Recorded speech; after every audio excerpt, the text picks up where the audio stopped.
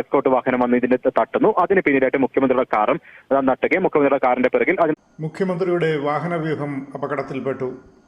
കോട്ടയത്ത് നിന്ന് പരിപാടികൾ കഴിഞ്ഞ് തിരുവനന്തപുരത്തേക്ക് മടങ്ങുകയായിരുന്ന മുഖ്യമന്ത്രിയുടെ കാറിനാണ് അപകടം സംഭവിച്ചത്. വാമനപുരത്ത് വെച്ച് ഒരു സ്കൂട്ടർ യാത്രക്കാരി റോഡിലേക്ക് കയറിയതിനെ തുടർന്ന് പൈലറ്റ് വാഹനം സ്കൂട്ടർ യാത്രക്കാരിയെ ഇടിക്കാതിരിക്കാനായി പെട്ടെന്ന് ബ്രേക്ക് ഇടുകയും അതിൻ്റെ പിന്നിൽ വന്ന 5 വാഹനങ്ങൾ ഒന്നിച്ച് കൂട്ടിയിടിക്കുകയും ചെയ്തു. മുഖ്യമന്ത്രിയുടെ കാറ് ഇടയ്ക്കുണ്ടായിരുന്നു. അതിൻ്റെ മുന്നിലും പിന്നിലും മറ്റു വാഹനങ്ങൾ ഇടിക്കുകയാണ് ഉണ്ടായത്.